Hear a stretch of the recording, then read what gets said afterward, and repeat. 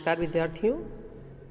आज के इस YouTube चैनल पर मेरे लेक्चर का विषय है मानवीय संबंध उपागम एल्टन मेयो। ये विषय बीए पार्ट फर्स्ट के पेपर फर्स्ट से संबंधित है, जिसमें कि विभिन्न प्रकार की विचारधाराओं के बारे में आपके सिलेबस में दिया गया है। तो उसी क्रम में आज का जो टॉपिक है मानवीय संबंध उपागम एल्टन मेयो, ये काफ़ी प्रसिद्ध रहा है और ये मानवीय अवधारणा से संबंधित है। और 20वीं सदी के दूसरे दशक के अंतिम और तीसरे दशक के प्रारंभिक चरण में इस उपागम को आविष्कृत किया गया, प्रतिपादित किया गया। औद्योगिक समाजशास्त्र और औद्योगिक मनोविज्ञान पर उनके अध्ययन इतने गहन हैं कि उसे संगठन के मानव संबंधात्मक उपागम के प्रवर्तकों में गिना जाता है। एल्टन मेयो ने श्रमिकों के व्यवहार और उनकी उत्पादन क्षमता का गंभीर अध्ययन किया और उन्होंने एक अपना वो सिद्धांत प्रतिपादित कर दिया। इसके लिए उन्होंने प्रयोग किए, एक्सपेरिमेंट किए अपनी इंडस्ट्री में। और ये प्रयोग सन 1927 से 1932 के बीच एक हॉथॉर्न नगर में स्थित वेस्टर्न इलेक्ट्रिक कंपनी में एल्टन मेयो के द्वारा किया गया। इन प्रयोगों में जो विभिन्न बिंदु उन्होंने निर्धारित किए, जिसके आधार पर अपना एक्सपेरिमेंट किया, उसमें था प्रकाश प्रयोग, रिले युग्म जांच कक्ष, द्वितीय चरण रिले युग्म समूह और अभ्रक विदारक समूह प्रयोग, साक्षात्कार कार्यक्रम और अवलोकन अध्ययन के रूप में किया गया।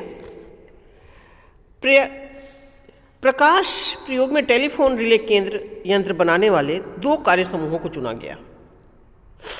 एक समूह के कार्य करने के लिए नियंत्रित स्थायी प्रकाश रखा गया।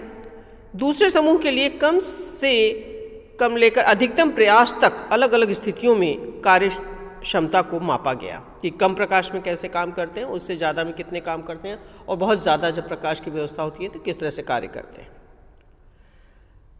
जिस समूह पर प्रयोग किया जा रहा था उसकी कार्य क्षमता प्रकाश तेज होने पर बढ़ती गई,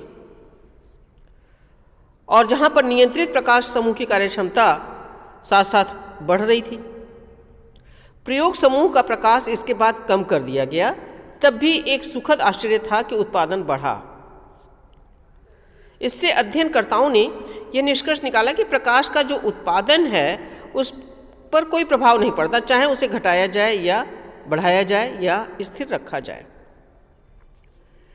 प्रकाश प्रयोग के अनुभव के आधार पर एक पृथक जांच कक्ष रिले असेंबली टास्क रूम की स्थापना की गई। इसका उद्देश्य था कि प्रयोग हेतु स्वतंत्र जो तत्व थे उन पर अधिक नियंत्रण रखा जा सके।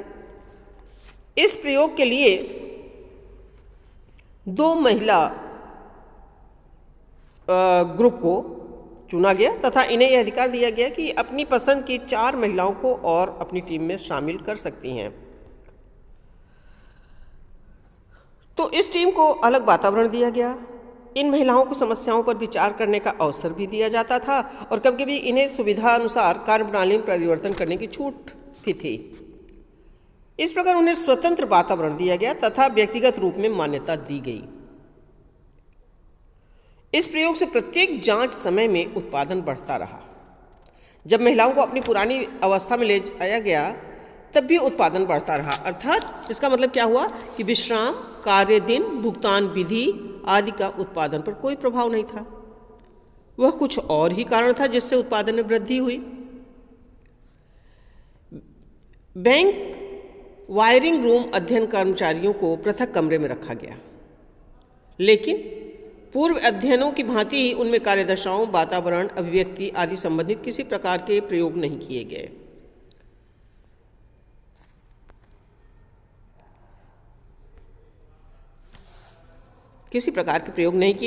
एक अवलोकनकर्ता रखा गया जो स्वयं समूह के साथ घुल मिल गया और कर्मचारी उसे भी अपने समूह का सदस्य ही समझने लगे।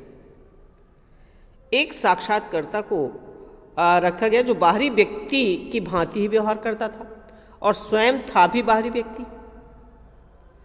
इस अध्ययन के परिणाम रिले कक्ष के अध्ययन के से अलग थे।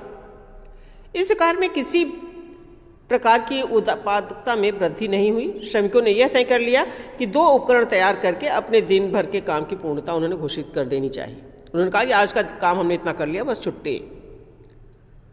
इस अध्ययन से यह निष्कर्ष निकला कि 2 इकाई उत्पादन का समूह प्रमाप एक नियंत्रित उत्पादन था, न कि उत्पादन क्षमता का माप था। इन प्रयोगों से निष्कर्ष यह निकला कि संगठन एक सामाजिक प्रणाली है। उत्पादकता काम करने वालों की सेवा की दशाओं पर निर्भर है।